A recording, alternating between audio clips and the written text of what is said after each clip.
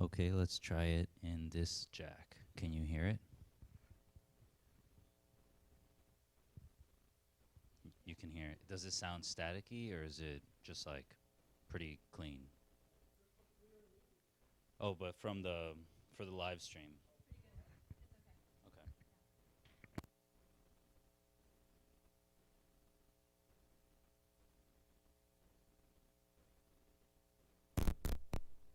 Okay, let's try it in this jack.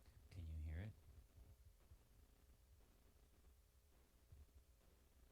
You can hear it. Does it sound staticky or is it just like pretty clean? Oh, but from the for the live stream. Okay, let's try it in this jack. Can you hear it?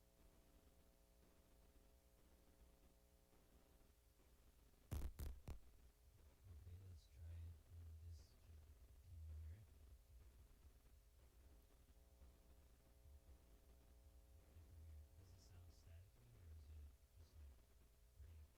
pretty clean? Oh, but from the for the live stream.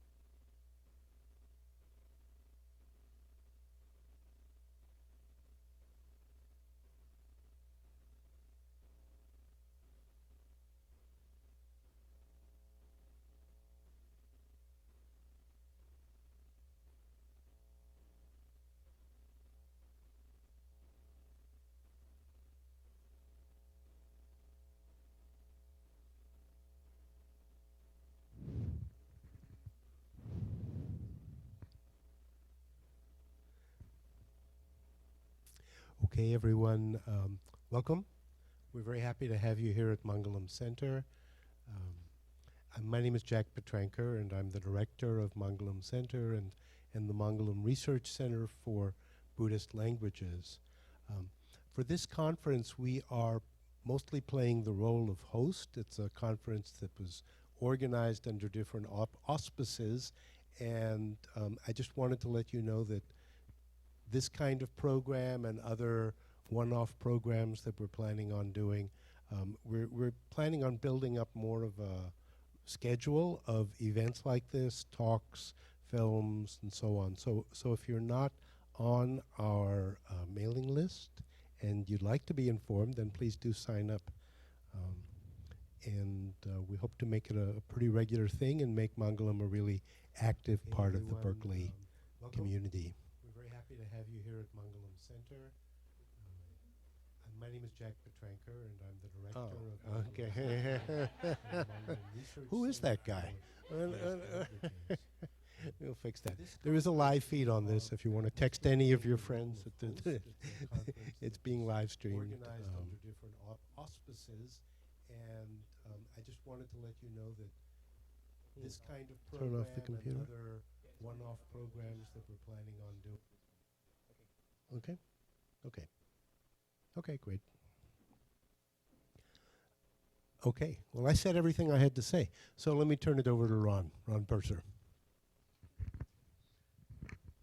Thank you, Jack. I'm very grateful that Jack Petranker has made Mangalam available to this event and to this program.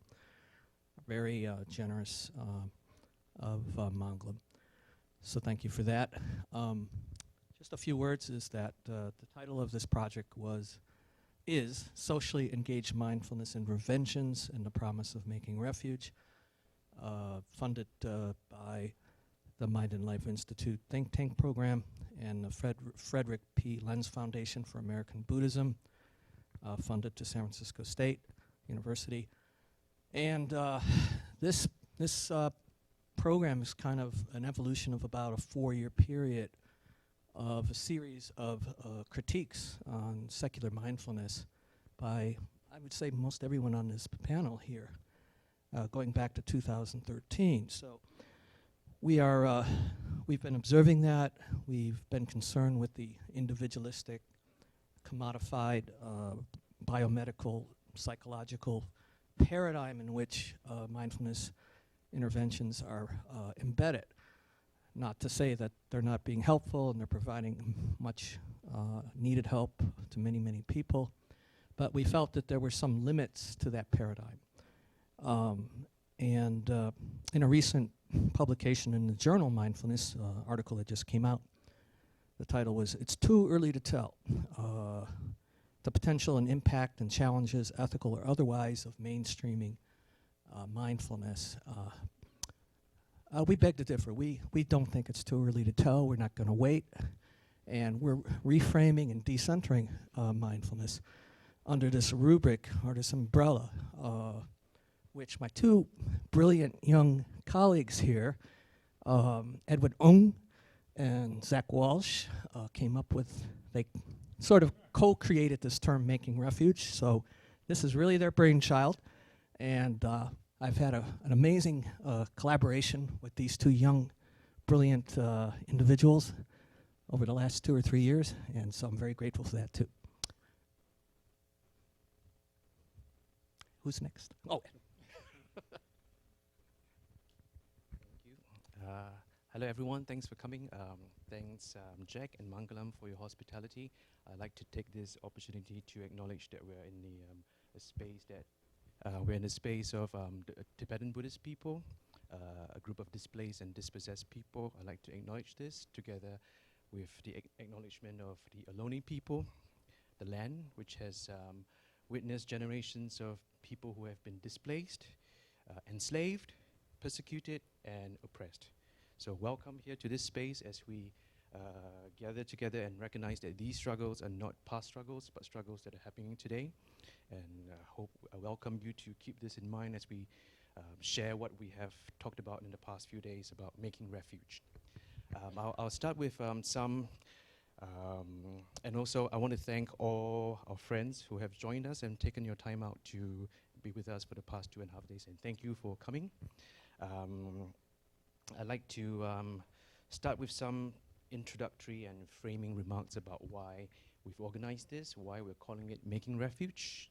And before I play some videos, because I think it's quite obvious here that there's an interesting imbalance of participants. Some people who are with us couldn't stay for this session. Beth Barilla and Rhonda McGee had to leave, and Funisu couldn't join us because of family illness. In fact, a number of the guests are facing family illness and grief. So I realized that given that one of our objectives is to talk about unacknowledged issues of white supremacy, things don't look quite good up here. So if you feel the urge to take a picture, to tweet about this, I'll let you do this. I'll do a face palm. If you want to do it, you can do it now. But it's because we've had absences, so I hope to have your understanding. Right, so as Ron mentioned, this idea of calling it Making Refuge is a way to decenter all the talk on mindfulness. I presume that you would have some sort of general understanding of the sort of criticisms that have been articulated about mindfulness. If it's commodified, it's instrumentalized, it easily becomes a way it's used by corporations, it's used in the military, etc., etc. So Ron, myself, and Zach and others have been articulating all sorts of criticisms, and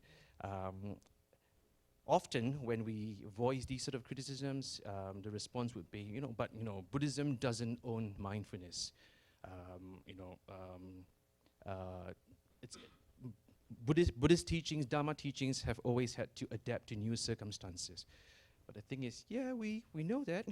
We're not trying to lay claim to mindfulness.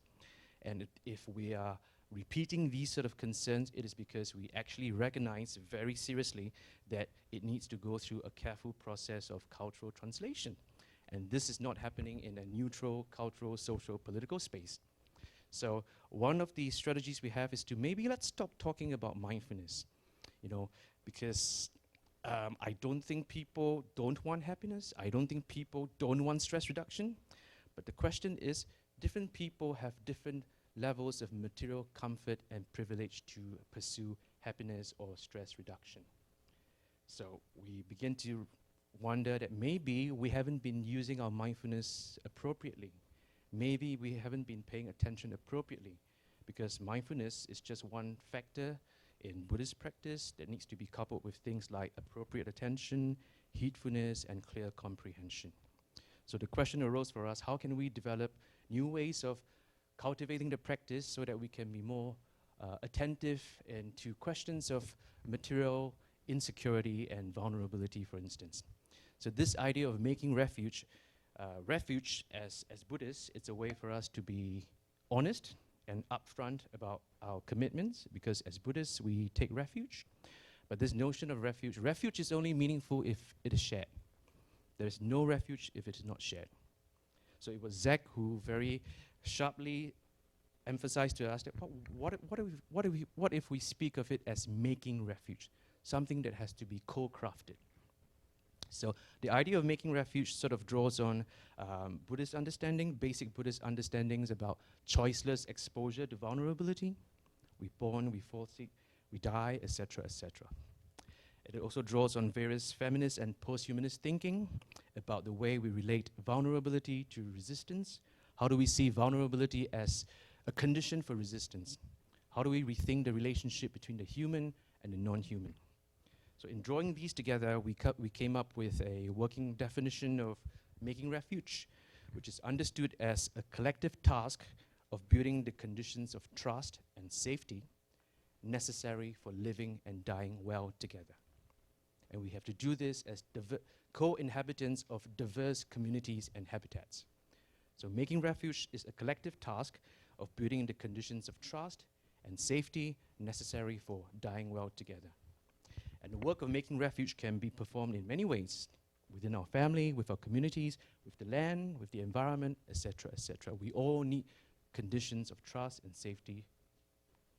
A baby, a newborn infant, needs basic conditions of trust and safety to survive. And these conditions, we need these conditions as an ongoing matter until we die. Right, so along with this idea of making refuge, we have been exploring how do we cultivate mindfulness differently so we do not fixate on the idea of happiness or stress reduction. How can we use mindfulness so that we can learn to be attentive to differing degrees of exposure to vulnerability? Exposure to vulnerability comes to all of us choicelessly. All of us. But this is an existential fact. Choiceless exposure to vulnerability is an existential fact. But this existential fact is at once a material fact, because exposure to vulnerability is also conditioned by existing arrangements of power in uneven material conditions of living and dying. So how do we use mindfulness so that instead of being fixated, oh, we must pursue happiness, we must have stress reduction, how can we cultivate mindfulness in a way where we can learn to be sensitive and be more attentive to the differing degrees of exposure to vulnerability that people face? And this is not just an existential or spiritual question, but a material, social, political question. Because the material basis for living and dying are uneven. So with this idea of existential material vulnerability, we are making a claim that mindfulness is inherently political. It's an inherently political exercise, because this existential fact is already at once a material fact of unevenness. So we're making this claim that if people want to say, oh, mindfulness is a neutral practice, don't politicize it, we're saying, no, it is inherently political, and we're going to do something about it. So the reason why we are trying to emphasize that mindfulness is inherently political is because it becomes a way for us to acknowledge the heritage by which mindfulness comes to us today. Because the mass lay meditation in over 2,500 years in Buddhist history, the first time where we have seen an emergence of a mass lay meditation movement happened at the turn of the 19th to 20th century in Burma. It developed as an anti-colonial movement. That is one of the key sources of the mass lay meditation today. If anyone is interested, you can read the book The Birth of Insight by Eric Braun. So I think it's important to acknowledge this history. And the reason why we are making this move to argue that mindfulness is inherently political is also to begin to develop socially and ecologically engaged ways of cultivating mindfulness, and also to address this issue of any unacknowledged habits of white supremacy, cultural erasure, and cultural appropriation in contemporary discourses on mindfulness. So with that, maybe I'll play first the video of Beth Barilla and Rhonda McGee. They send their regards. Okay, I just need to get you. Okay, where is it? Hi, my name is Rhonda McGee, and I just would Turn up like the to add volume? my voice to those welcoming. Can we turn up the volume? Looking at the concept of making refuge and how to bring a social justice dimension to that. This question of how we create spaces where all of us can come together and through the practice of Buddhism and related contemplative practices, deepen our ability to thrive in the world. I teach law at the University of San Francisco, and I have been teaching there for 20 years.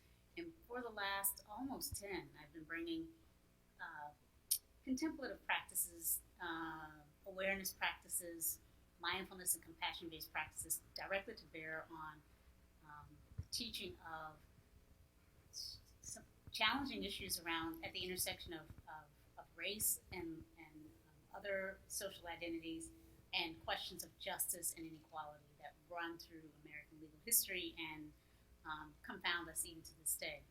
And so for me, this convening is an opportunity to come together with a range of interdisciplinary scholars and practitioners of deep wisdom to really look at how we can really make the work of Buddhist practice, the the intersection between these practices and socially engaged mindfulness interventions, how we can really make that something that's accessible to everybody and maybe joyful and enlivening for all of us. And I'm here with my great and beautiful friend, Beth Barilla. And I've known Beth for some years and I'm always thrilled to have an opportunity to spend some time with Beth. And so I'll let Beth share with you her doorway into this conference. Well, first, I'm thrilled to be next to the famous and lovely and fabulous Rhonda McGee. Always honored to be in your company, and she's getting around, given lots of talks, so you'll get to check out her work. I'm Beth Barilla. I'm a professor of Women's Studies, director of the Women's and Gender Studies program at St. Cloud State, and a professor in the Ethnic and Women's Studies department. And in recent years, I've really been integrating my feminism, which for me is how I enter social justice work. It's an intersectional, anti-racist, queer feminism, intersecting that with mindfulness, which for me is at the juncture of Buddhism and yoga. And the reason that I integrate them is because I feel like it's really important to bring the embodied sense to social justice work, to healing from oppression, because oppression leaves its mark on our bodies, both individually and in communities, and also to healing and changing the structures in ways that don't reproduce more oppressive violence, to opening up new wisdoms or tapping into wisdoms that are already there that aren't being enacted in our current oppressive systems. So I've been really integrating those two, sort of mindfulness as I've defined it, with social justice work through my feminism, both in the academic classroom and outside of it. As I do that, there arises an awful lot of critiques of the current popular mindfulness movement. And I use that word movement loosely. But sort of the issues of cultural appropriation, how is it contextualized or not contextualized, who has access to it, is mindfulness something that simply is used to help marginalized groups become complacent with systems of oppression without also changing the conditions of oppression, and so, and many other critiques. But one of the reasons I've appreciated being in this conversation with fabulous Rhonda and so many other people is because I think we're starting to raise questions about, or continuing to raise questions about, shifting the conversation from the way mindfulness is typically understood in the US right now to conversations about vulnerability and who's differentially exposed to levels of vulnerability, and then what kinds of resources are available to come together and heal that vulnerability, to be present in that vulnerability in safer ways, and to build community in those spaces across difference while acknowledging power dynamics and hopefully mobilizing some movements for social change. So for reasons that you can readily hear, I'm really grateful to be in this conversation with Beth and with others who are here. And we're also, I will say for myself, I think I can speak for others when I say we're very inspired to know that we're not alone in these interests and commitments. The fact that you're here is an inspiration to us. We wish we could be here with you in person, but we send this greeting and this welcome and invitation, and we look forward to meeting you along the journey at some point in person. May you be well. Be well. Can I say something? We did some movement exercises. These two can dance.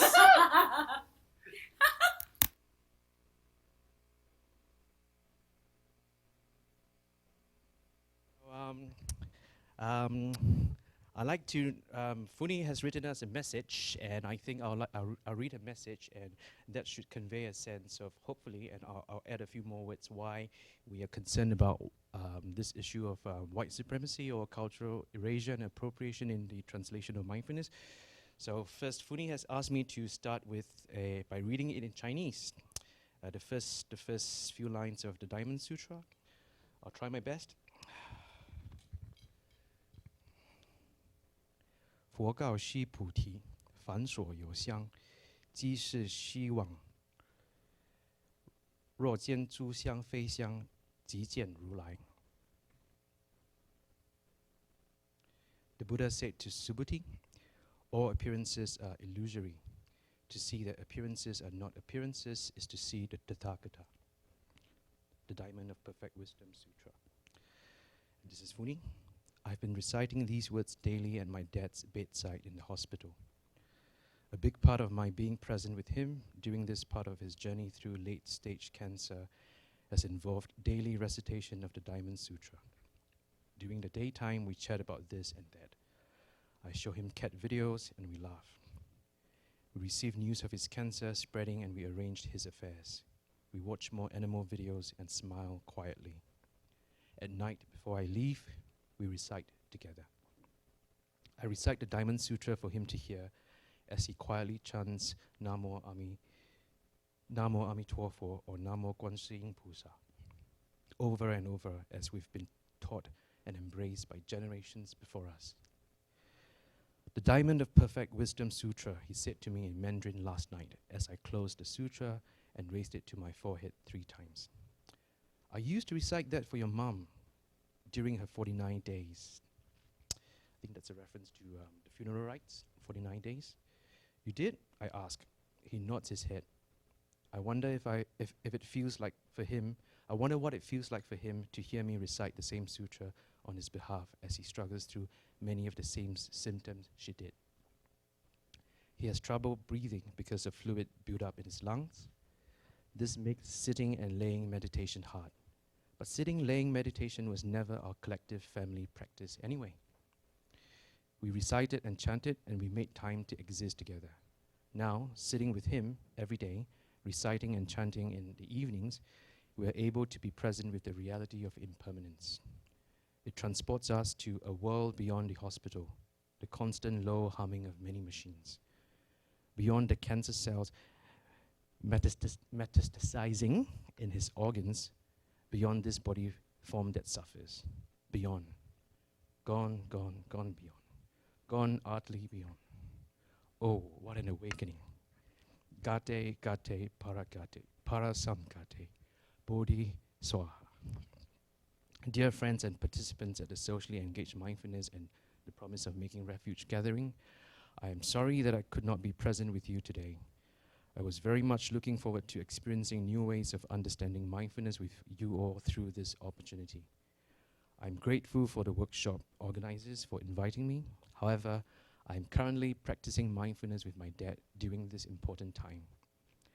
I share the story of our recitation practice to show that mindfulness comes in many forms, some of which, such as my family's recitation and chanting practice, and even our practice of simply being together during life transitions. These have been delegitimized by hegemonic mindfulness and Buddhist practices in the United States, which attempt to reduce Asian or Asian American Buddhist traditions to superstitious cultural baggage. I also share my family recitation story with you all as an act of resistance. Mindfulness comes in many forms. For some of us, this truth is part and parcel of the Buddha Dharma that has shaped our families for thousands of years, passed down through birth and death. We live it, we embody it, we die with it. Whether we like it or not, it is a deep part of us as inheritance and sometimes obligation. Thus, this recitation story is simultaneously an attempt to make refuge, as my friend Arun Likati, also known as the Angry Asian Buddhist blogger, has written about during his own cancer journey, to be a source of respite and liberation for all sentient beings. I end by contributing 2 questions to the group discussion so that we might continue to think critically about the current popular trend of mindfulness in America. What would it take for popular mindfulness practices to move beyond a fixation on form, to see that all appearances are illusory, and the Western Enlightenment-based rationality of science, and why are Asian and Asian American Buddhists, how do we see the emptiness of, how do we move beyond this idea of Western Enlightenment-based rationality of science? And the other question is, why are Asian and Asian American Buddhists and Buddhist traditions perceived as such a threat to secular mindfulness and convert Buddhism that we are written out of existence? I'd like to thank the workshop organizers once again for creating the conditions for this gathering to manifest. I hope that the discussion may benefit many human and non-human beings. May we work toward the liberation of suffering for all. Ami Tuofo Funi. I'd like to add some remarks to that so that I can transition to Mushim. So this issue of white supremacy and cultural erasure and appropriation, I'll just recall some very common commentaries whenever people, secular mainstream mindfulness talk about mindfulness. There are a few recurring habits. One is for them to say, "Oh, I've been trained in classical Buddhist teachings, but what I'm offering is more universal than that. You don't really need Buddhism." These figures would happily say this, and they would appear on 60 Minutes. Probably there are actually videos of well-known figures in the mindfulness movement saying these sort of things. I've been trained in Buddhism, but we don't really need Buddhism because what I'm offering is more universal. Yet they wouldn't hesitate to appear in front of the camera, surrounded by trappings of Tibetan Buddhism, holding up bells and so forth. They don't need to meet the obligations of inheritance, but they're happy to exploit the symbolic cachet of Buddhism for branding purposes. This is often accompanied by the remark that, "Oh, the Buddha wasn't Buddhist." Certain people have the privilege to take on and off the label of Buddhism, but some people don't. Like, for instance, Japanese American communities, for instance, who were actually targeted and interned. And there's a reason why they're called the Buddhist Churches of America. They're temples, but they have pews in them, and they call themselves churches because that's how you gain acceptability in a white supremacist society. These people, marked by the intersections of race, religion, and usually gender, they cannot just take on and off their Buddhist label because that label is at once how they gain legitimacy and at once how they are persecuted. And we can see the same happening for, say, the Tibetan people. That is not a label they can take off easily because it comes to me by way of my ancestry without choice. I did not choose to be born like this. So, another quote, I think, was it 2 years ago, the Buddha Dharma magazine and Lion's Roar, they published a series of interviews with a few mindfulness teachers. And when the question came to this issue of criticisms around mindfulness, one of the teachers responded. That teacher said, "I think these criticisms come from Buddhist fundamentalists." So that itself doesn't address the substantive issues of the criticism. It's an ad hominem attack. But never mind. This teacher goes on to say, if you want to see watered down Buddhism, you can travel to a country like Korea, where you see many beautiful temples. You see women gathering with their children, grandmothers shucking peas. How many are practicing deeply? What is the purpose of trivializing the physical, emotional, spiritual labor of women? Women marked by the intersections of race, religion, and gender as different and other, and in this society, perhaps perpetually foreign, never quite American enough. Whose purpose does it serve? For those people who are happy to say that, the Buddha wasn't Buddhist, what I'm teaching comes from Buddhism, but it's actually more universal in Buddhism, who do you think has been performing domestic labor for over 2,000 years to feed and nourish Buddhist communities? If Buddhist communities were not fed and nourished, how are we receiving teachings like mindfulness today? Again, what is the purpose of effacing the physical, emotional, spiritual labor of people marked by the intersections of race, religion, and gender? Whose purpose does it serve?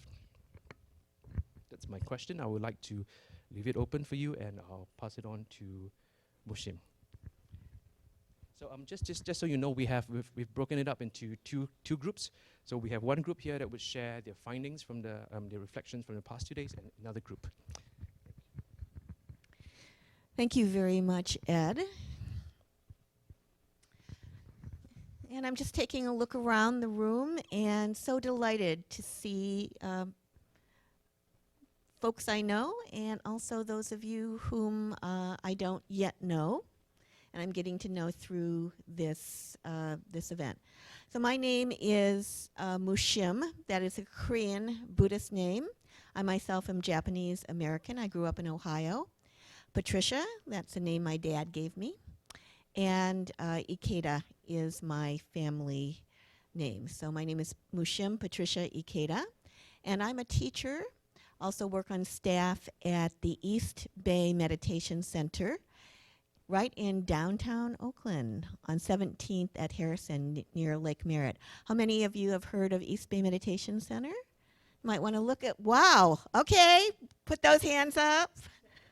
Look around the room. Okay, I don't need to tell you about East Bay Meditation Center. For those of you who haven't been to see our center, you're very welcome. We are diversity and social justice centered in our mission.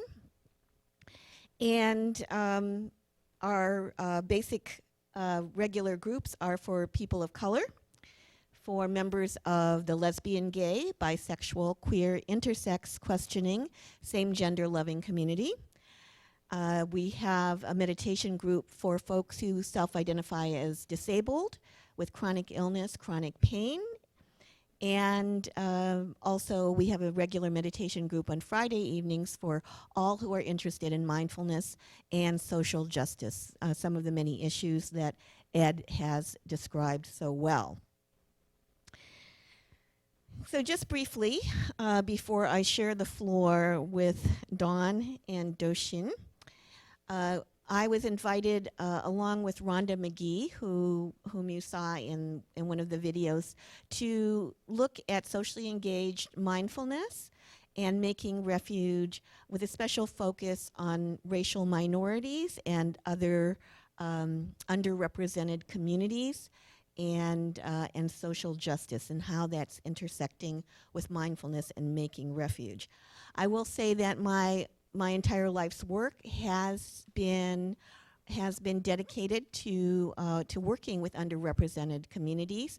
And when we work with underrepresented and marginalized communities, so these are communities that are targeted for structural violence and for oppression, that it goes hand in hand with making refuge, creating safer spaces for spiritual growth. And in particular, so we're looking at some of the slides here. Maybe we'll just do a little quick walkthrough. So acknowledging our Asian Buddhist roots and mine. This is from a few years ago. It's from the Summer Obon Festival dancing at Daifukuji Soto Zen Mission Temple near Kona, Hawaii, on the Big Island. My cousin, Reverend Mary Jiko Nakade, is in the lead, and members of her Sangha are following. And they're probably dancing right now. This is July and August are the time when these dances go on. So she's a Soto Zen Buddhist priest, and she teaches mindfulness and Zen meditation, as well as working with people of all ages. So Daifukuji is a multi-generational temple in which there is something for everyone. The elders are cared for. There are singing groups for children. There's a taiko group for teens and other activities for teens. There's an orchid club. It's a place that is a refuge for all. So if we could go on to the next slide. And I invite you, as you look at these slides, so this is a mindfulness question, which means it's open-ended. It's an invitation for you to tune into your experience. There's no right, there's no wrong, there's nothing I'm driving for. To invite you to ask yourself, as you look at these slides, how do you feel in your body? How do you feel in your body? And you can interpret that any way you like. So this is, Dawn brought this slide in from several years ago, and it was from early morning meditation. That's why we're all bundled up in Berkeley at the Albany border as part of an Occupy the Farm movement to try to make a statement about one of the last pieces of arable farming farming land in an urban setting at that juncture. It was being threatened with a large supermarket being built there, which now has been built, and a small group was occupying that land and sleeping there, and they invited members of the Buddhist Peace Fellowship to come in and do an early morning meditation. Next slide, please. Here is the full group from the just completed 2017 People of Color Meditation Retreat, Mindfulness Meditation Retreat. I've taught this meditation retreat for several years at Vallecitos Mountain Refuge in the wilderness outside of Taos, New Mexico. So when we look at this and we might think, okay, here's one version of the face of American Buddhism, of American mindfulness practice. This might not be the image that we see in mindfulness magazines or if you Google mindfulness. And these are retreats that are going on and very strong refuges that are being built. Next slide, please. This is our Bay Area contingent we're about a third of the group photo that you just saw.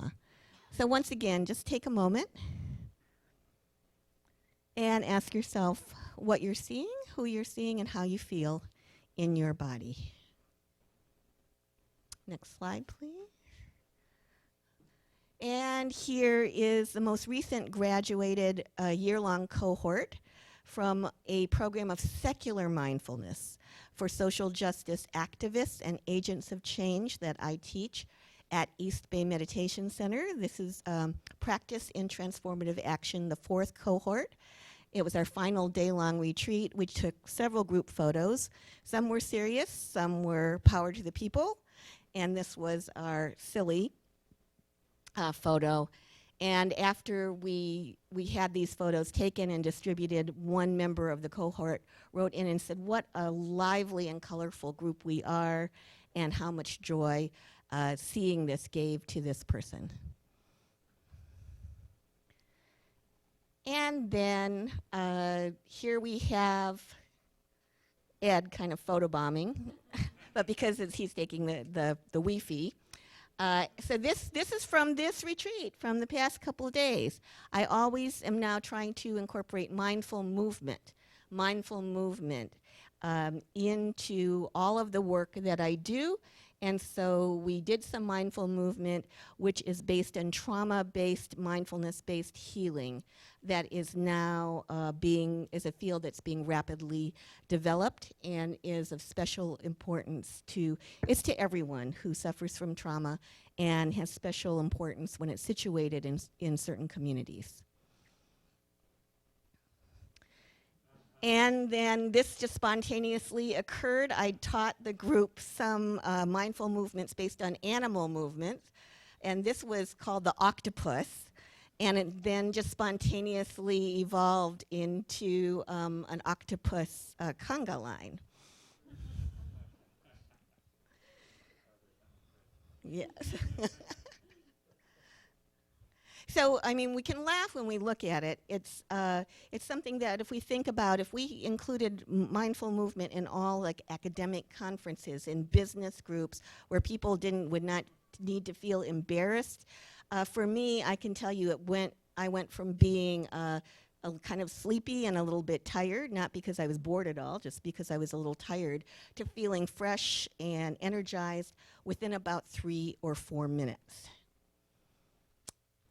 And is that the end, or is that there another slide? Okay, thank you very much. So in brief, my work is to help create refuges of joy.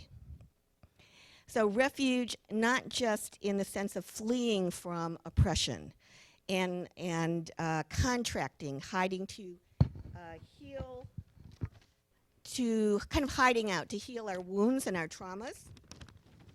Though sometimes we have to do that. Instead, my work is to create safer spaces using mindfulness-based meditation and community building for folks to expand. Instead of contracting, to expand, to feel at ease in our bodies just as they are, to be able to move freely, playfully. To be joyous, creative, and free in our bodies is political resistance to oppression, policing, and violence at a profound level. We're also using these mindfulness retreats for people of color and other marginalized groups to reclaim our relationship to nature. And in closing, I'd just like to say that when we consider the topic of my presentation here at this workshop was resistance, resilience, and refuge. The potential of mindfulness practices in community building for people targeted by structural violence and oppression. To consider that where there is intergenerational trauma, there also is intergenerational strength. With intergenerational strength, we draw upon the resources of our ancestors, our descendants, and all of us. And together we can build communities of resilience and of resistance. Resilience means we were here, we are here. I have arrived, I am home. So thank you.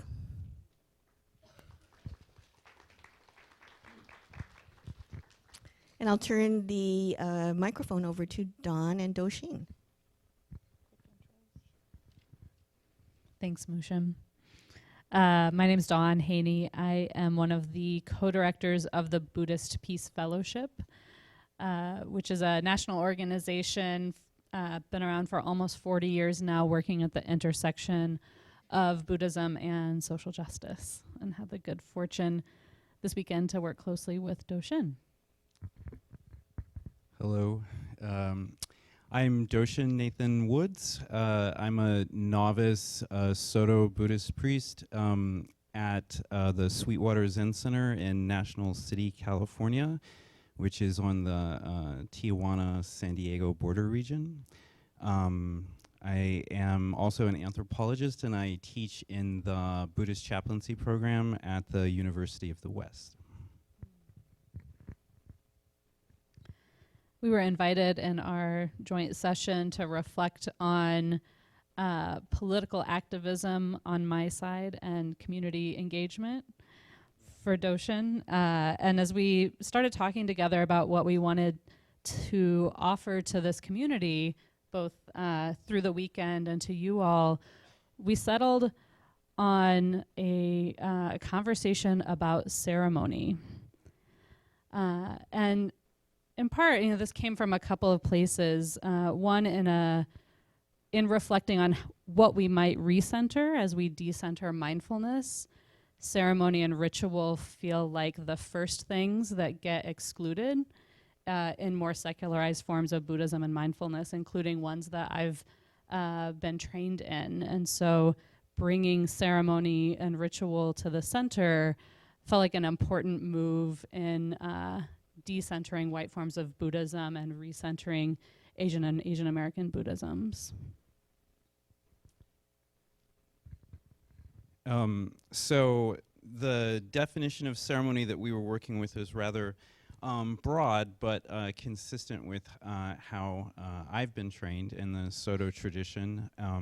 Oftentimes when we think of ceremony, we may think of ritual, and it has perhaps heavy Christian connotations with rite. The term that's used in the Soto ceremonial handbook is a gyoji, which Griffith Falk translates is perhaps better understood as observance. So making an observance of something which we are already involved in or we value as a community. And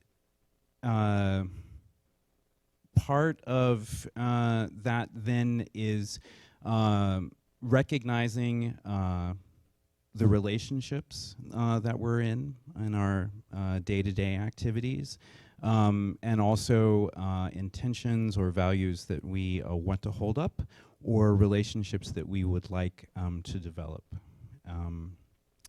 And part of the reason that we suggested, or that emerged, I think, in our conversation around the topic, that we landed on ceremony is 2 years ago I participated, I'm a member of the Zen Peacemaker Order as well, and I participated in a Native American Bearing Witness retreat in South Dakota that was sponsored by the Oglala Lakota people, and at Pine Ridge Reservation. And part of the structure of that event, which was Native directed, was that people gather to listen as different Native groups shared their story of historical trauma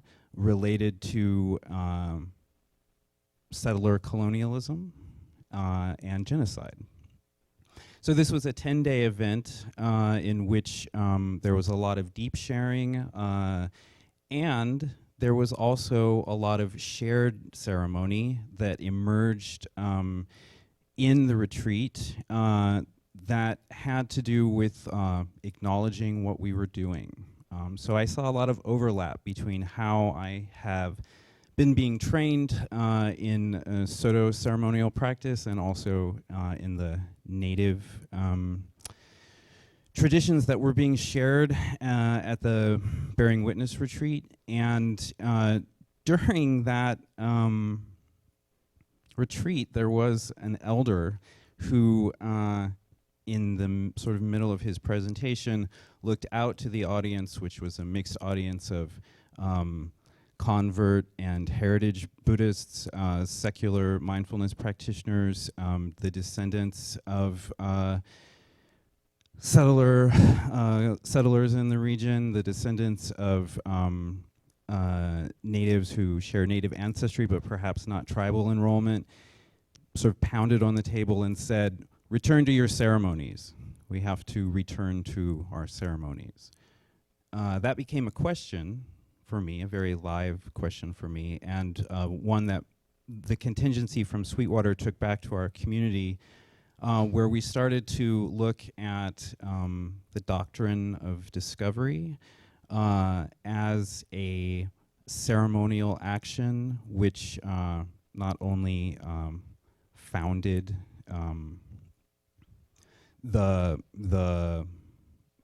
the claim to the U.S. by European settlers, but also projected a certain kind of power. Yeah, I'm wondering if we can actually move back in Musham's slides to the image of the farm. Because in defining ceremony, can we move to the farm slide? Thank you. In defining ceremony broadly as an observance, we were curious about looking at political action as ceremony, especially action where there was symbolic meaning as well as interruption.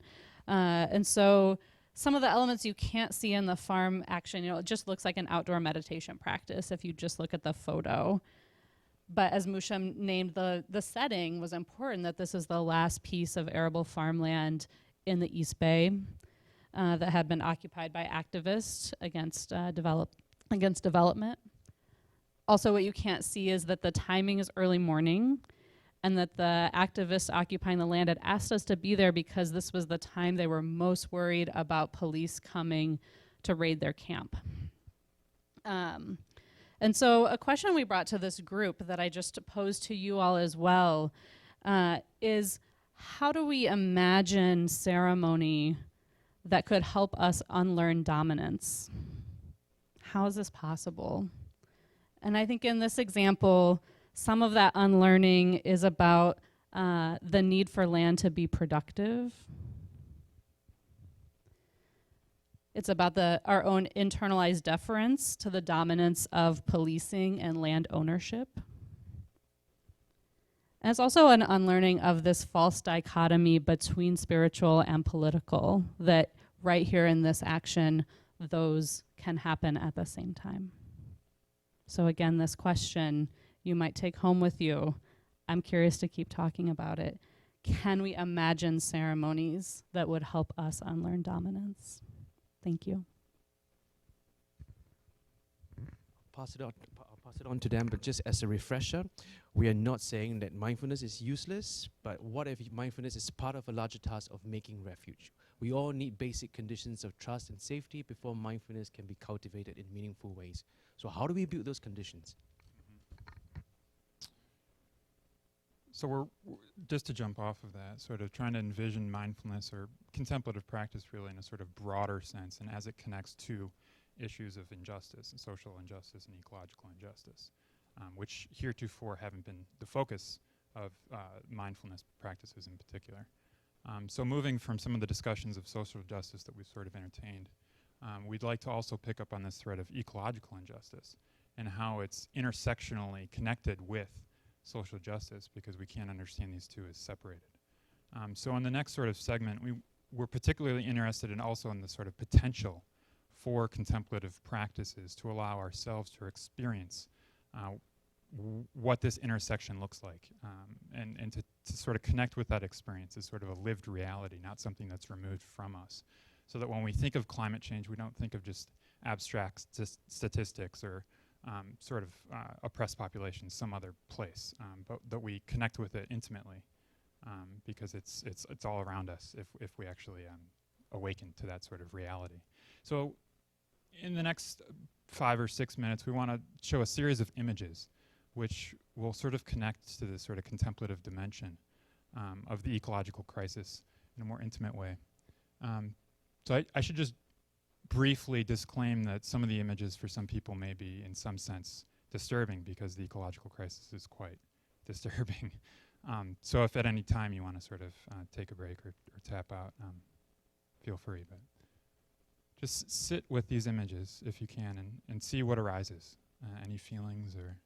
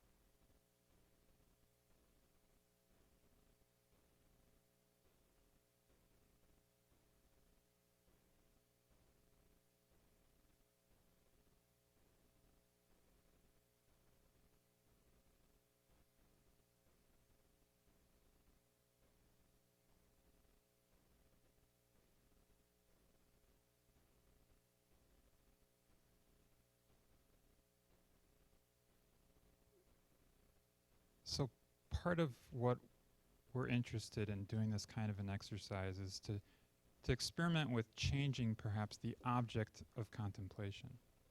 Can we imagine a contemplative practice that doesn't just focus on the breath, for instance, or some instrumental end like productivity or stress reduction, right?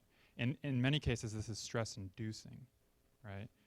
But it serves a particular purpose in doing that. It allows oneself to really connect intimately with the kinds of injustices that are happening, that are all around us, so that we can maybe take action that is more informed out of a sense of compassion. So just in the next few minutes too, we would like to get some responses. So David, I think, if you would go.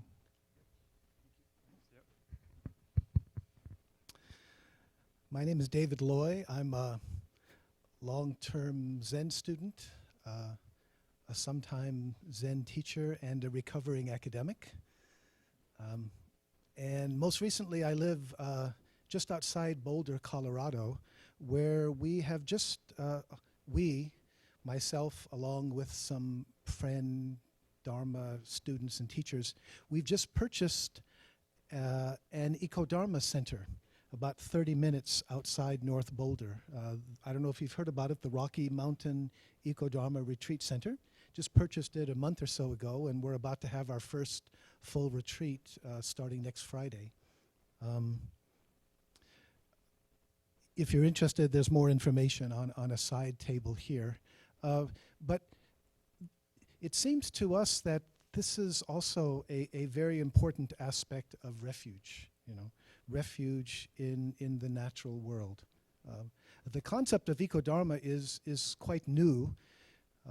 In the sense that I think its meaning is something still fluid, something still evolving. So I just want to say a few words about the three aspects that really stand out for me. In addition to what's already been pointed out by Zach, the importance of intersectionality, the fact that we now realize more and more clearly that ecological concerns can't be separated from social justice concerns. And I think we saw this very clearly with the whole Standing Rock movement, the way that Native American traditions and people concerned about ecological issues have really worked together in water protection there. The three aspects of Eco-Dharma that stand out for me are, first of all, meditation in nature. And again, I think this is where the issue of refuge can come forth very clearly in a very physical and intimate way in terms of how we're actually relating to the natural world. Maybe it's worth remembering that the Buddha, when he left home on his spiritual quest, what did he do? He went out into the natural world, right? He studied with two teachers, according to the traditional story. He studied with two teachers in the forest. He did his ascetic practices in the forest. He meditated in the forest. He had his awakening under a tree next to a river in the forest. Thereafter, he mostly taught and lived and died within the forest. So he had a very clear, very deep relationship to the natural world. And it's interesting noticing the contrast between that and the fact that most of us today spend most, if not all, of our time meditating in 4 square buildings. And if you think about it, it's not just the Buddha. What did Jesus do after his baptism with John the Baptist? He went out into the desert by himself for 40 days. Or Muhammad, he had his cave by himself. Clearly, there's something very resonant, something very special about that kind of intimate contact with the natural world. Sure, it's true that being in buildings with screens, we have protection from insects, wind, if it's too hot or cold, but we really do need to ask ourselves, is something important lost? So that to me is one very important aspect, finding refuge in the natural world. Secondly, looking deeply into the ecological implications of Buddhist teachings, not just Buddhist, but that's what we're emphasizing for the moment. Obviously, there was not the kind of ecological crisis that we have now at the time of the Buddha, but nonetheless, there's all kinds of things, all kinds of implications in the teachings that I think it's important for us to emphasize. Not just the emphasis on interdependence, but actually I think there's really important important and profound parallels between what the Buddha was teaching about our individual predicament, our sense of separation, the delusion of a self inside that's separate from other people and the rest of the world outside. That isn't it the same situation today when we look at it collectively in terms of our species, that we have the same sense of separation from the natural world? If there were more time, I'd try to unpack that a bit, but clearly there's something that needs to be looked at there. And it also goes two ways. I think it's not just a matter of looking at the implications of Buddhist teachings for how we understand and respond to the ecological crisis, but also I think the ecological crisis has really important implications for how we understand and practice Buddhism. In particular, I think it really pushes us to clarify what Buddhist practice and awakening involves, because sometimes we have understood the tradition to involve a focus on transcendence that takes our attention away from what's going on here and now, not only ecologically, but socially. And I think largely in response to that, what's happened in a lot of contemporary American Buddhism is a focus on a kind of psychologization of Buddhism, where the emphasis is understanding all problems as simply our own mind. And if we just get that clear, then we will be able to harmonize and fit into the world better. Whereas it's pretty clear what's needed now is the realization that it's not simply, that the kind of transformation that's needed is not simply individual transformation separate from social transformation, but that those are two dimensions of the same thing. And I think the really important development that we're just starting to appreciate is the realization that practice isn't simply what's going on our cushion. Practice isn't something that we are distracted from when we're out in the world engaging, but in fact our engagement socially and ecologically, that kind of engagement in trying to address the kinds of problems we face, I think we really need to see that as more and more an essential part of our own practice rather than some kind of distraction. And then finally, the third aspect, of course, eco-dharma is activism, right? Buddhism emphasizes motivation, but not just some abstract intention, but actually what we do with that intention. And in particular, I think this points to what, in my opinion, might be the most important contribution of all that Buddhism has to make, which is the notion of the bodhisattva path. Or in the ecological dimension that some people are talking about, the eco-sattva path. And what's so wonderful about the bodhisattva path, I think, is that there's the two aspects, the two sides of practice, continuing to work on one's own individual transformation, but also the awareness that that individual transformation isn't something that should be or can be divorced from social transformation, that it's not enough to find serenity sitting in our cushions, we also have to bring that to engagement. And I think this is really important on both sides. I spent a lot of time talking to Buddhist groups about why it's important to get engaged, but it works the other way around. I mean, those of you who are activists or who know activists, you know how easy it is, maybe I should say how difficult it is not to burn out, not to become exhausted. But if we can understand, if we can root, if we can ground our practice, if we can ground our activism in a personal, spiritual, contemplative practice, then that can sustain us in a way that I think isn't possible otherwise. That's why we really need the two sides of it. There is one other eco-dharma center in the world, as far as I know, that's in the Spanish Pyrenees, and they're doing a marvelous job of actually finding ways to speak to young activists and to help them realize this. So that's one of our concerns, you know, not just speaking to spiritual practitioners, but also helping social and ecological activists realize the importance of engagement. And the last thing that I think I'll say, which really stands out for me here, is one really important part of the bodhisattva path is the ability that we develop to act without attachment to the results of action. And by that, I don't mean a sort of indifference to or a less committed kind of activism, but rather, given the kind of enormous challenges we face, being able to act in the world, being able to do the very best we can, not knowing if anything we do is going to make any difference whatsoever. I think that's really important, and I think that's really, really difficult to do unless it's grounded in the kind of personal transformation. And I see that as an essential part of the spiritual path. So for me, those are the three aspects of eco-dharma. Meditation in nature, really teasing out, discussing together the Buddhist and other traditions. What do they have to say about our ecological situation? How can they help us understand and respond to it? And finally, taking all that and then using that to engage, to find ways to work together to truly engage with the kinds of social and ecological challenges that we face today in order to find true refuge with each other and in the earth. Thank you.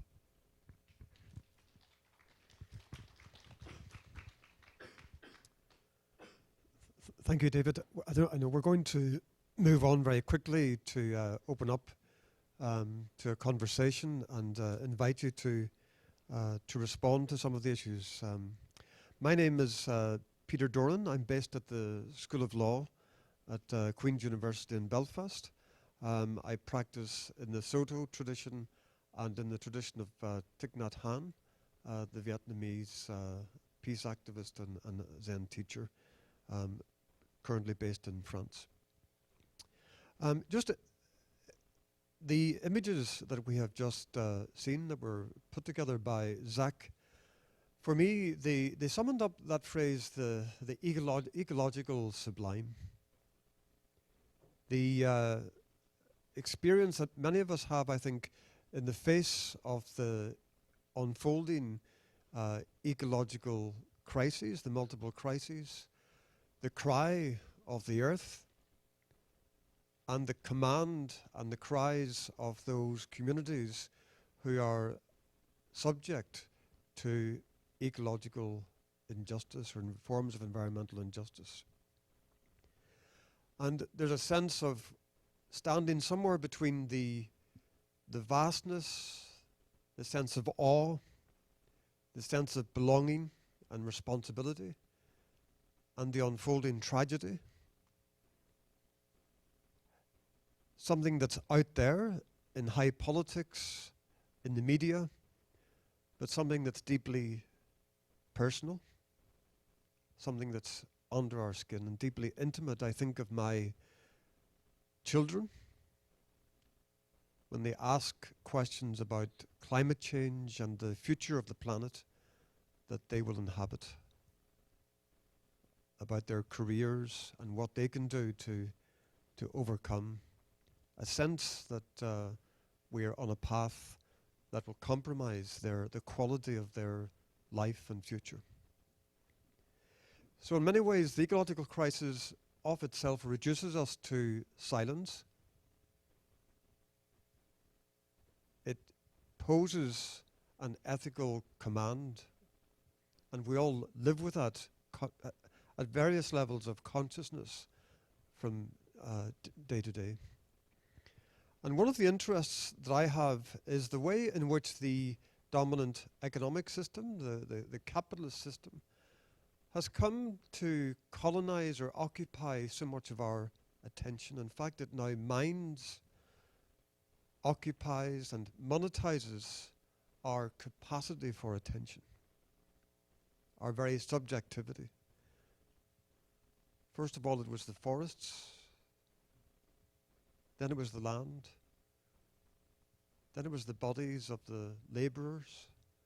And now it's the mind, the imaginations, the creative potential, and the attention that we bring to the world that is mined and enclosed, if you like, within these vast complexes of capitalism.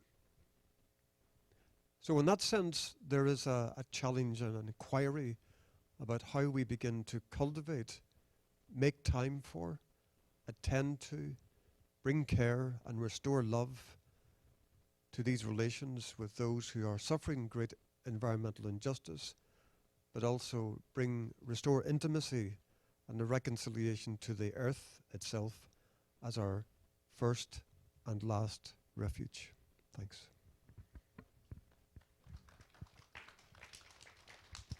I'll pass it to Dawn. Hi, friends. We both want to hear from you, and our time is coming to a close soon. So we knew this would likely happen, which is why we gave you Post-it notes. So folks get Post-it notes on the way in. Pin, yes. So I'd like to just take 1 minute of our time here with two questions or two possible responses for you to write on Post-it notes and that we'll collect and put up here to reflect on. One question is, how do you make refuge? Or what does making refuge even mean to you? So you might reflect on that question. Two, if you have a question for us that we probably won't get to all of the questions, we'd still like to hear it and have a chance to reflect on it. So if you could take a moment to write questions, that will give us a chance to hear and include that in kind of whatever longer term responses we might have. So we'll just give a minute for that before opening up for questions.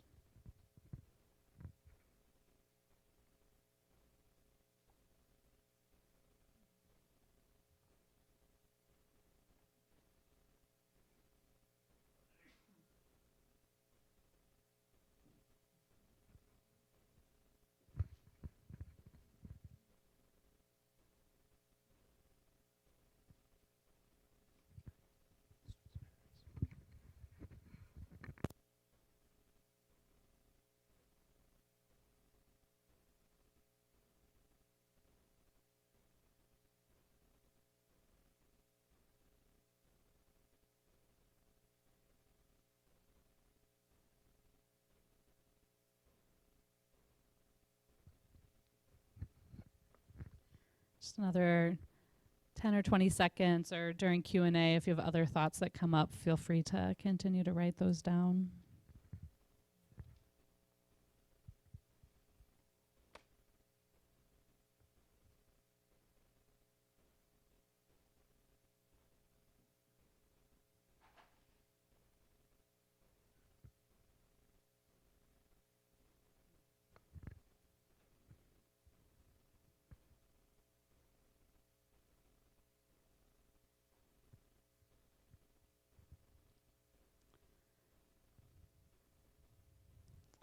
Okay, we'll open up to a bit of time for Q&A. Just for a time check, it is about a little after 4:20. We're proposing to go until about 4:40, just to make a little bit more time for Q&A, recognizing that for some folks, you may have a sharper endpoint than that. So definitely feel free to do what you need to do to manage your life. And that our Q&A will also not be endless. So if you want to stick around for a little bit, we will also pull it to a close. So I thought we'd do Q&A in a couple of rounds. The first round, and maybe hear like a couple of questions in each round from folks. And I'd like to invite in this first round in part to kind of recognize the balance of who is here at the front of the room and who's not here. To invite for this first round of Q&A to hear from women and people of color. So if you're a white man, take a step back for the second round of questions. In part as one of these practices for unlearning dominance and kind of rebalancing power in the space. So we'll open it up and hear from a couple of people, comments or questions that you'd like to reflect on.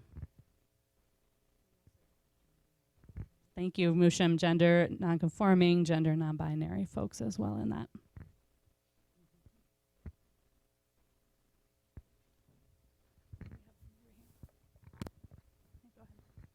Hi, thank you guys for doing this. Really appreciate it. I'm wondering, with the way that mindfulness-based interventions are designed and considered right now, it's largely just in clinical contexts and within that Western medicine framework. And I'm wondering how, I would love to hear thoughts on how we propose to define and continue to redefine those to be more inclusive of applications that are more accessible to a larger group of people. Great, let's hear one more question and then folks can kind of respond to whatever of those questions feel right. So please. I was talking with somebody last night and this is something I've heard a lot. And I'm sorry, I don't know your name, the man in the striped shirt that looks like you might have a cold. Ed, okay, yeah. I think I have the same cold, Ed.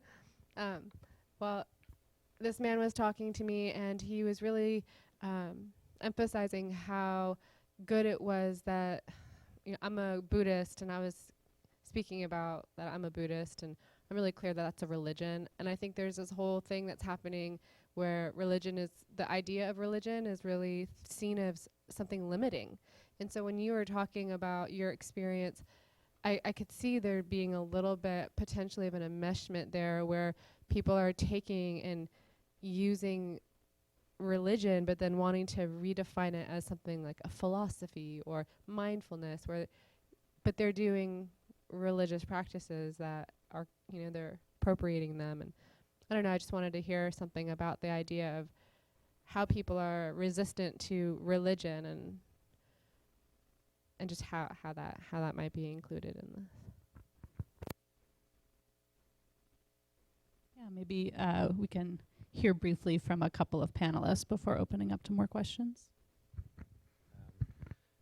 Very quickly, your comment about how mainstream mindfulness has been dominated by the medical, psychological, cognitive sciences. None of us here are from that field. We have gathered people from the liberal arts and humanities and activists and community educators. This is what we're trying to say. There are different forms of knowledge. Those forms of knowledge that have dominated mindfulness research come with their own ontological, epistemological limitations, political limitations. This is why we're gathering a bunch of people with different expertise and experiences to open up the conversation. And hopefully this will be the start of more. And in response to that, often there's this divide, religion, secular divide that's put on to how we make sense of Buddhism. This history of how we make sense of what counts as religious and secular has a very specific Euro-Christian history. Often when people make judgments about what counts as religion and secular, I don't think they have stopped being Christian. I don't think the US society, I'm not American, but I've observed enough to see, I don't think it has stopped being Christian. So my question is, when are people who inherit that legacy, when are you going to take responsibility for inheritance that you did not choose? I'm prepared to take responsibility for it. Are you?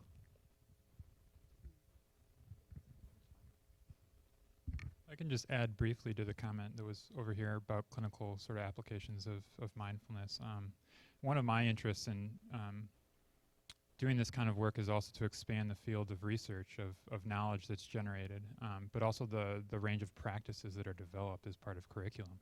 So we have sort of groups of researchers that are working on that, again, outside the biomedical fields that are typically getting the most funding and doing the most research, but limit it to a more individualized sort of therapeutic approach to mindfulness, which is, albeit, again, helpful and needed, so we don't deny that. We just really think it's restrictive, and it tends to alleviate the symptoms of problems without looking at the sort of root or structural causes of those problems. So that's what we take issue with. So we're working with activist groups, social organizers, community developers, but also people in academia and higher education who are coming from very different disciplines and fields, who are developing the curriculum towards these different lines of engagement and inquiry. And there are several groups. One that I'm sort of developing is called the Contemplative Commons, and I've put some flyers over there of a workshop that we're doing just to try to provide a platform that would be sort of open source and on the web and allow people, everybody in the room, to sort of view but also even contribute materials to in a way that is very accessible, but also in a way that generates much more knowledge beyond the current sort of scope.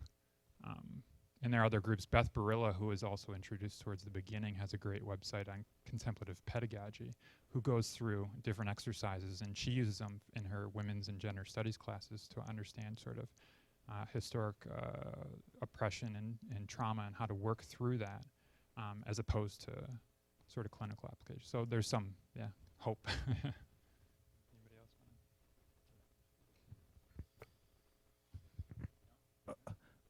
Is it okay just to say a little more about the whole question of religion? I mean, what that immediately raises is the definition. How do we understand, what a religion is? I mean, one issue here is that a lot of concern for social transformation, for addressing social injustices, comes out of the left, quote unquote, right? And that traditionally has a lot of wariness of religion for good reason. You know, if you look at the role of institutionalized religion in the West, for example, the French Revolution, it wasn't just about overthrowing the king, but it was about, what's the phrase, strangling the last nobleman with the entrails of the last priest, because the church was very much involved in the kind of social oppression, in rationalizing, in encouraging people to find their salvation in pie in the sky after they die. And I think that's one of the real legacies that we face today. You know, how do we understand religion? And one of the things I love about Buddhism is that it enables us to understand the role of religion in a very different way. As I would say, it's about transforming ourselves. It's realizing that the sense of self that we normally have and our normal way of experiencing the world is a construct that can be and needs to be deconstructed and reconstructed. And that applies not only to how we experience ourselves, but our social relationship, right?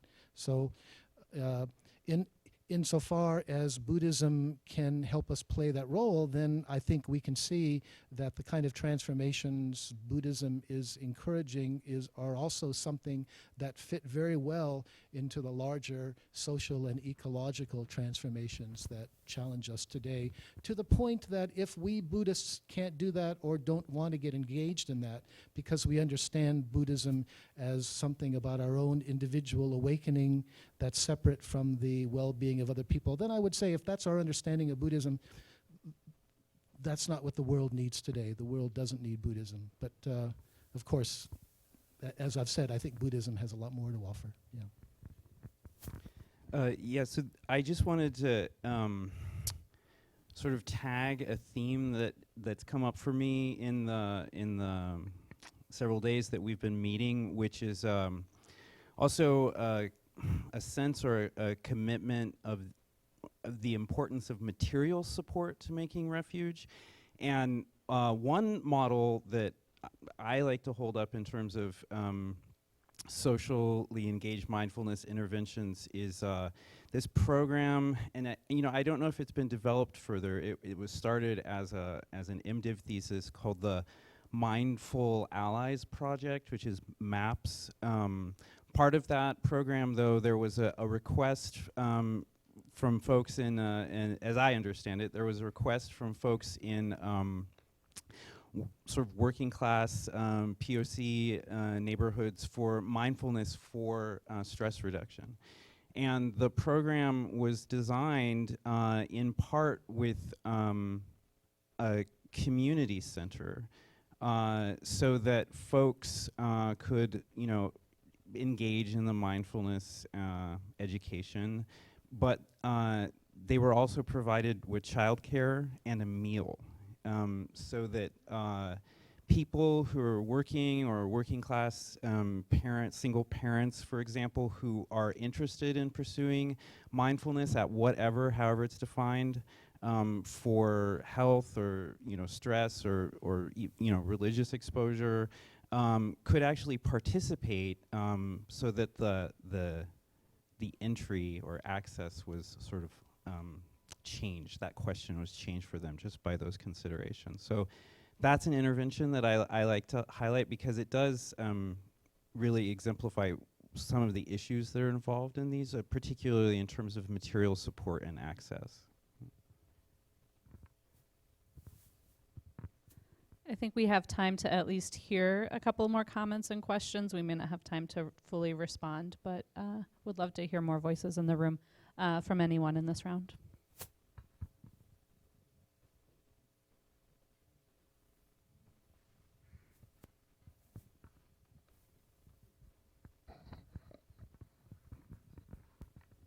Hi, everyone. I wanted to just... Hello? Oh. For making this part of the retreat public. It's really wonderful to see everyone come together. My question is, in doing the work of at the intersection of social justice and contemplative practice, particularly when we're focusing on dismantling white supremacy, addressing heteropatriarchy, these various forms of structural violence. I wanted to hear from the panelists about how they envision doing the work of rejuvenation and healing within community, particularly across lines of difference. I've done work in a couple of different contexts in mindfulness applications.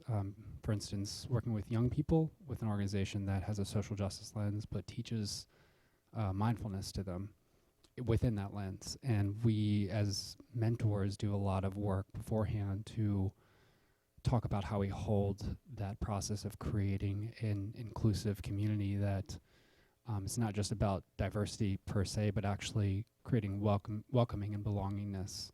And I think in the longer term, there's a process of healing that needs to happen on all sides. And even those of us embodied in particularly privileged circumstances, work hard in the system too. And how do we see each other on the human level, even as we obviously want to focus on the forms of violence that are benefiting certain groups of people, certain bodies? How do we hold that balance of creating like the beloved community, even as we are obviously wanting to, center women, people of color, non-gender binary folks? How do you see bringing the Dharma or any kind of contemplative tradition in, like on a day-to-day level? Like, how does that play out in some of the work that you all do? So, thank you.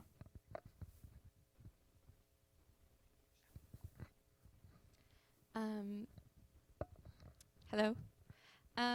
I was wondering if you have, so right now I'm volunteering with a group of people who are in the county jail in San Francisco leading a mindfulness group.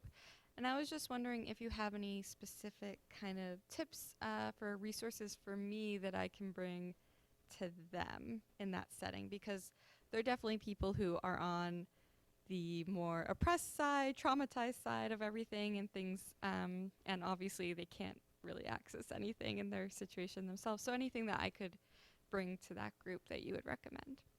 Thanks.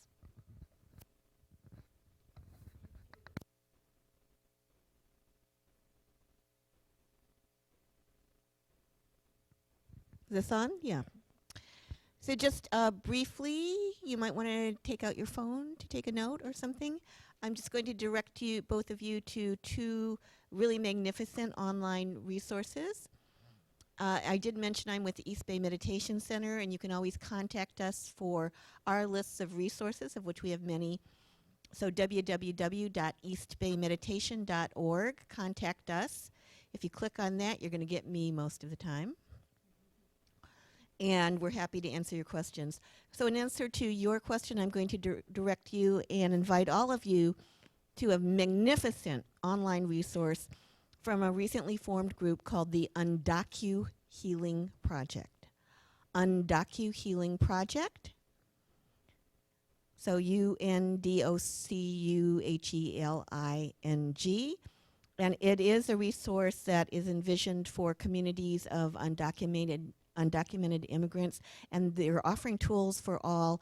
And the first tool that they have online, which you can download, is an incredible map of healing practices called something like Healing the Soul, Regenerating Our Communities in Impact Moments. And one of the leaders of the Undocu Healing Project is Jose Areola, who's a member of my spiritual community, and he and his group are doing incredible work with a map of mindfulness-based resources to create beloved community at many, many different levels.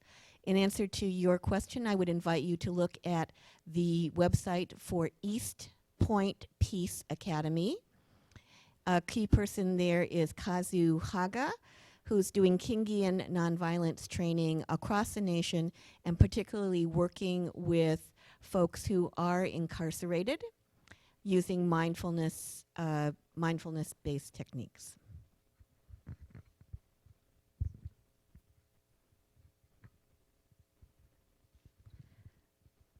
Thank you all for questions offered verbally and offered on Post-it notes.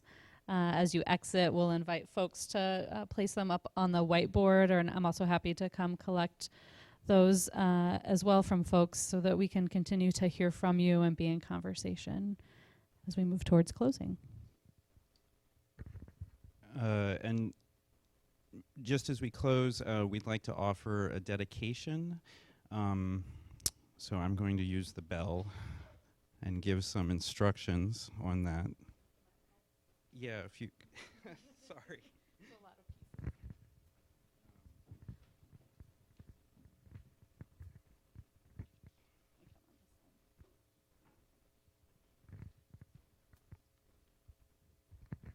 So I'm going to ring the bell and invite everyone to bring themselves fully into the room. All of your identities, positions, roles, practices, culture, ancestors, to participate in the dedication.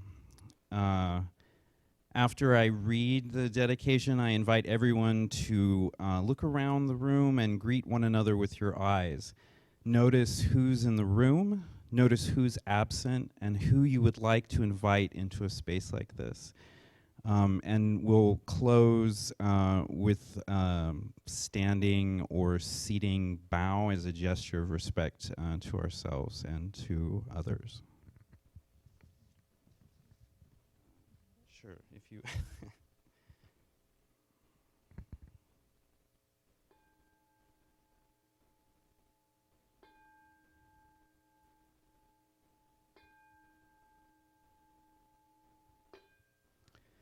The Buddha turns the Dharma wheel, and so reality is shown in all of its many forms.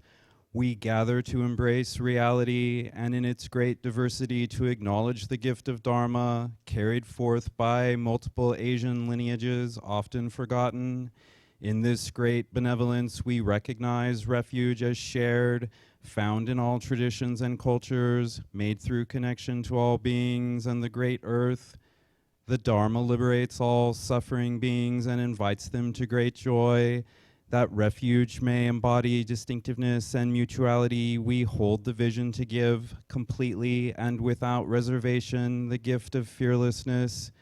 That the unknown future be regenerative. We dedicate the gift of fearlessness to those suffering structural injustice, that their voice be deeply heard.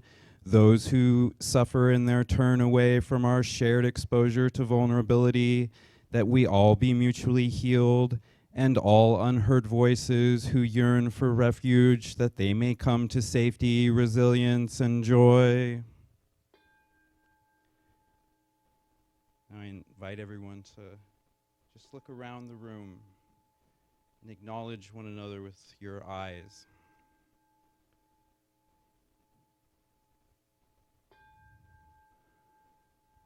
Notice who's in the room.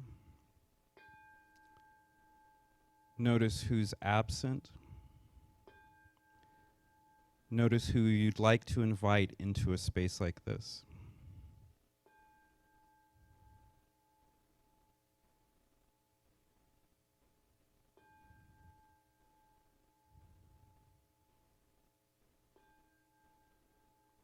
And now if we could all do a standing or seated bow. With the bell.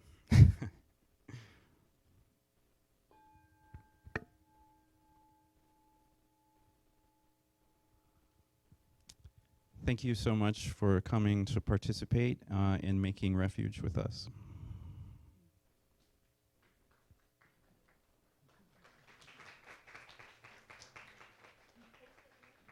Yes, Post-it notes. I would be happy to collect them.